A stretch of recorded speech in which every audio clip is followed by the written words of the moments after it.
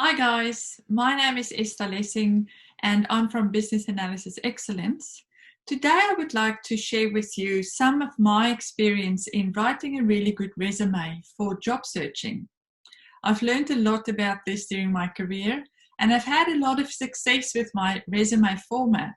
I would like to share with you what I do so that you can experience the same great results than what I did with my resume. Okay, let me share my screen with you. So this video is all about what does a good business analysis resume look like? And I decided to divide this into 3 different sections. So first of all, we'll look and understand what is that secret power of the resume. It's really important that you understand it so that you can appreciate the power of what that resume can do for you. The 3 ingredients of a resume that makes it stand out. As you know, this is the name of the game. You would like to have your resume in front of recruiters and employers and get the fair go at going for an interview with them and potentially landing that job. And then we will actually look at a specific example of a good page 1 of a resume. And I'll take you through some of that to help you structure your resume in the best possible way too. But let's now just start by understanding what is that secret power of the resume. Why is it so powerful? Now I'd like you to just have a think about this. Think about the process of applying for a job. You have to send your resume in response to a job advertisement, to a recruiter, or to an employer. And then the recruiter has to receive your resume and actually take notice of it and really like it or not. Then the recruiter, again, based on your resume, needs to decide that your resume matches what they're looking for enough so that they can put you forward to an employer. Or they may say, no, it doesn't. And then finally, the employer looks at your resume and makes the final decision about whether it's worth them having a chat with you or inviting you for a job interview. Or they may decide not to. All of this is just based on your resume. And your resume is essentially just some words on paper.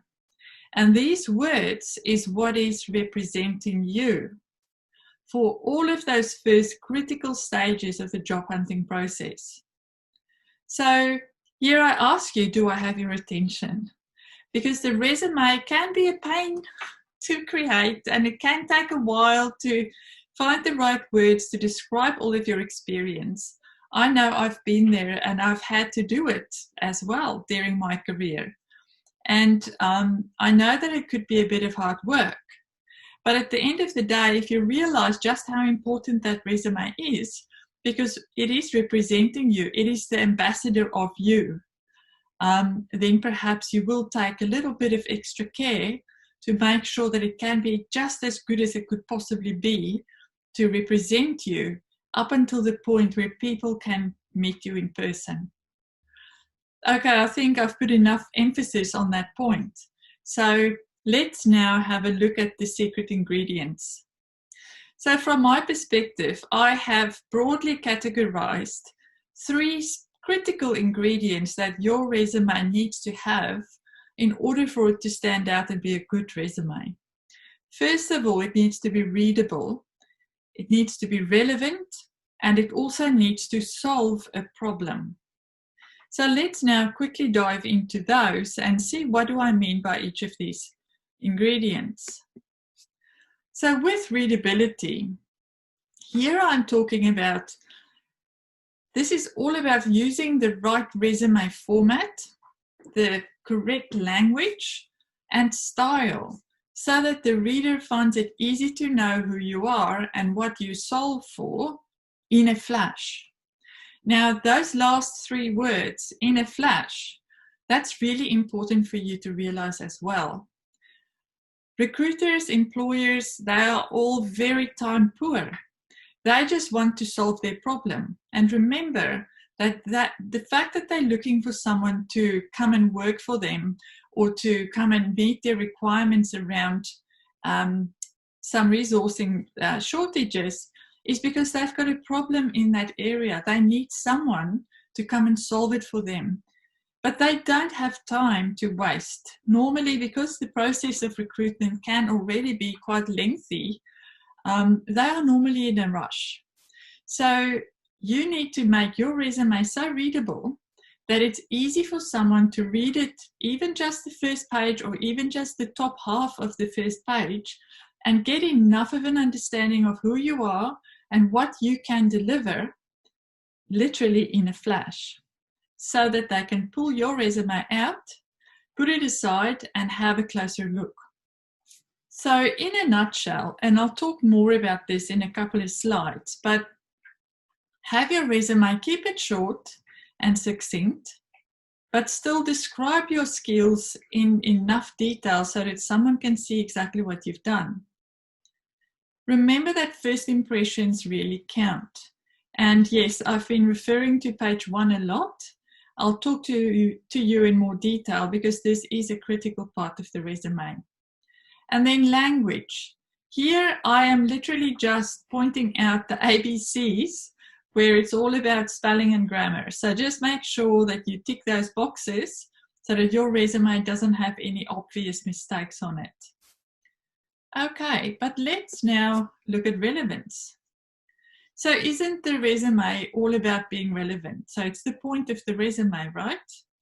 Yes, it is, absolutely. However, there is relevance and there's relevance. If you can make your CV or your resume so relevant that it never gets missed by any recruiter or employer looking to solve a problem, then that's where you would like to be. You may have a CV or a resume that's relevant to a job, but if you don't structure it, use the right language, and present it in the right way, your skills might be overlooked simply because it doesn't appear to be as relevant as it can be. So here it's all about match your resume to the job ad.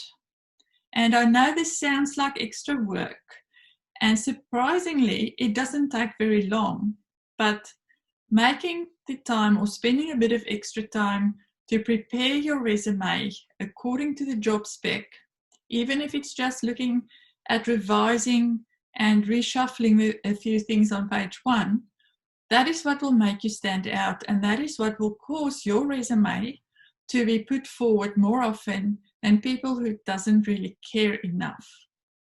So if you are going to be a bit too lazy to do that, then that's fine. Just know you won't be the one getting those additional opportunities.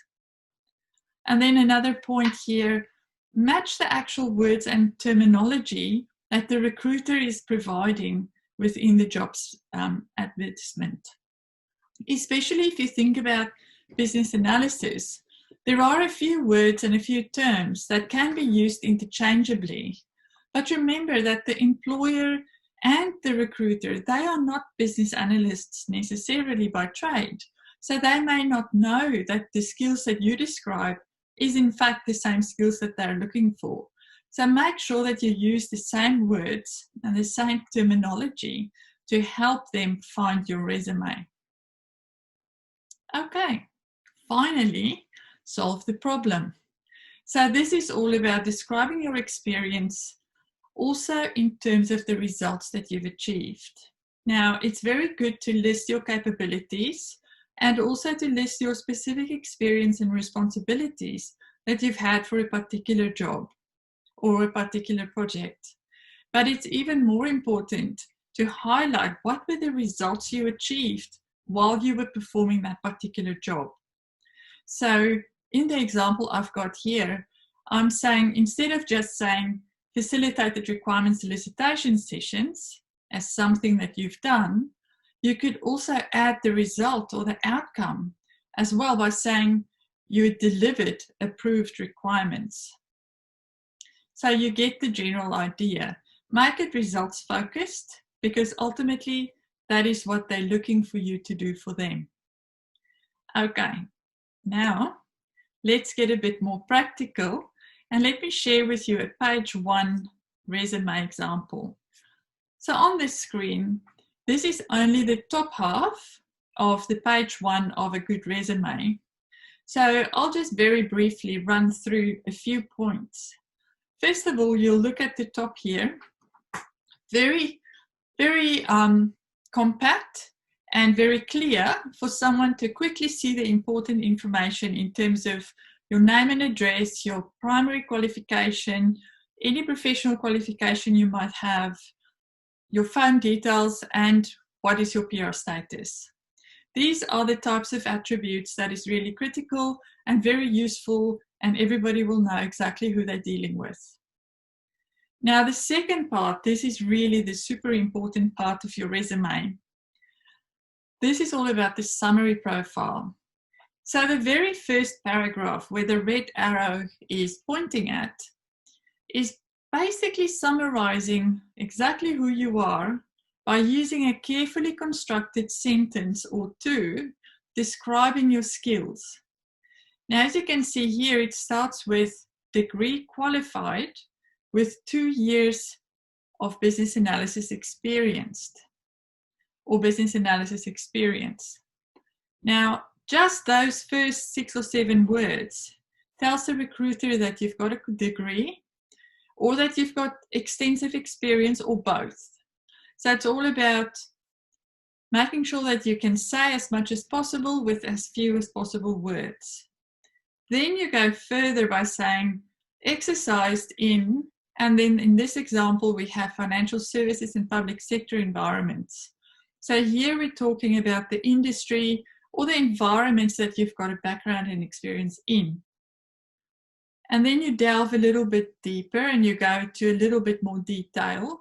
And this is where you say proven requirements elicitation, process modeling, analysis and documentation experience working within agile and waterfall methodology driven delivery teams. And then you could add one more sentence max where you just say my experience also includes, and then you add a few words around that. So just by reading those first 2 sentences or 3 sentences, you or the recruiter will know exactly who they're dealing with. And this is so critical, and I cannot emphasize this paragraph more. It is absolutely essential that you follow this recipe to make sure that someone can quickly see exactly what you've done without them spending much time, because remember, they're in a rush and they need their problem solved. Now, as you know, in the previous few slides, I was talking about you need to be able to use the same language and the same terminology. So here I am pointing you to this particular paragraph as the perfect place for you to go and match the terminology that is being used within the job ad, if you can.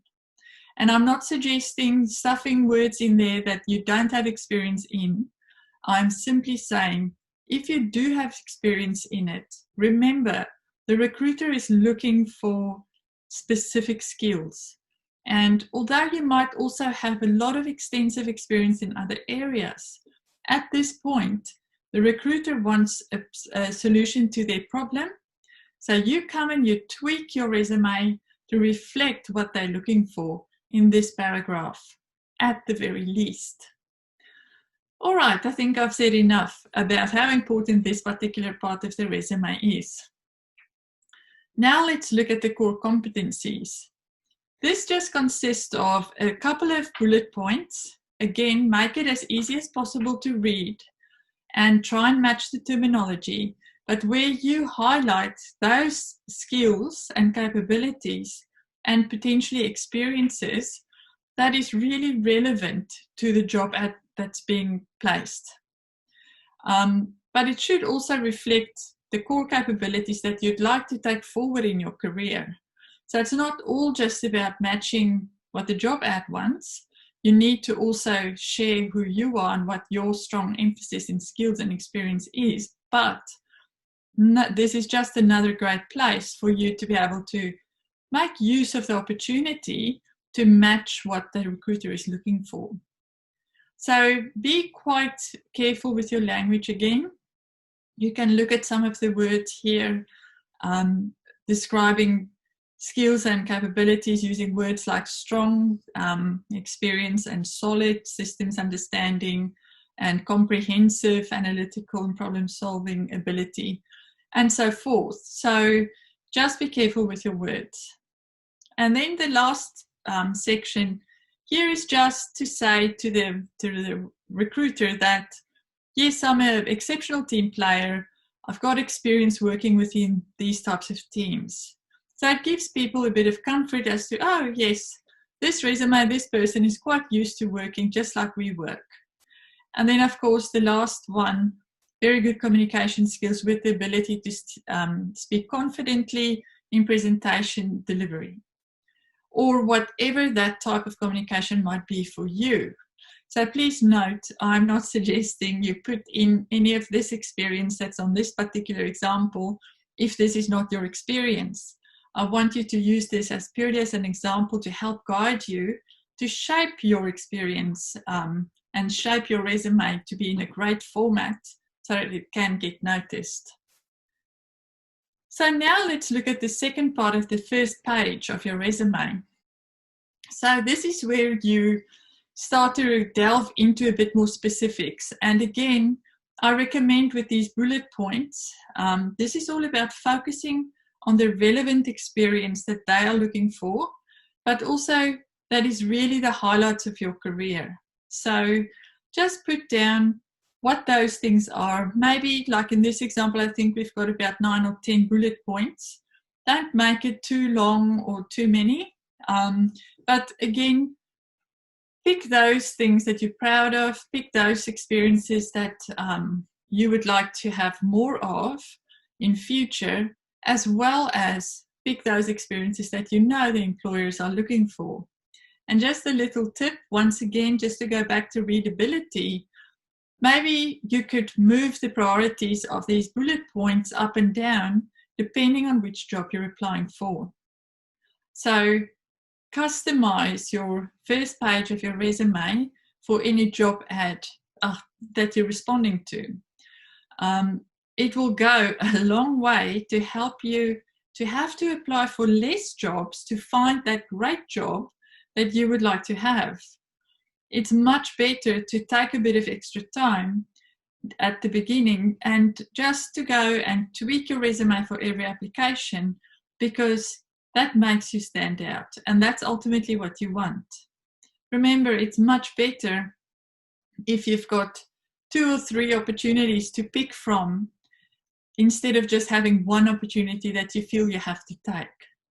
And following this general rule of trying to give value and provide the best possible resume you can provide, that will make sure that you get the best possible job that you can get. So just to finish this off, let's look at your goals, the part 4 of the first page. Here it's saying that you should make sure that your career goals align with the type of job that you're applying for. This is just a subtle point, really. Your career goals should, obviously, you shouldn't say, I want to become a training manager one day if you're applying for a business analysis job. So it's really just saying, what is my primary objective? What do I really want? Even if you want much bigger goals, you don't necessarily have to share your very big goals within this resume, but put goals that shows that you are stretching yourself, you are aiming higher, and you are focusing on achieving better things within your career, because that is what the general employer would want. They want people that are go-getters, that's proactive, and that is expecting something in terms of the work environment. Okay, so I've said a lot in a very few minutes. I hope that what I've said is resonating with you, and I'm hoping that you've learned a few extra things in terms of what you should do to tweak your resume and get it to be its absolute best. So until next time, good luck with your business analysis job hunting. If you need it, if you're struggling and you need a bit of assistance, Feel free to get in touch. You can email us. You'll get a hold of me via that email address, as well as contact the company, businessanalysisexcellence.com. And we can do some career coaching for you, or we could do some additional resume reviews or whatever it is that you might need. So have a wonderful day, and thank you very much for listening to the video.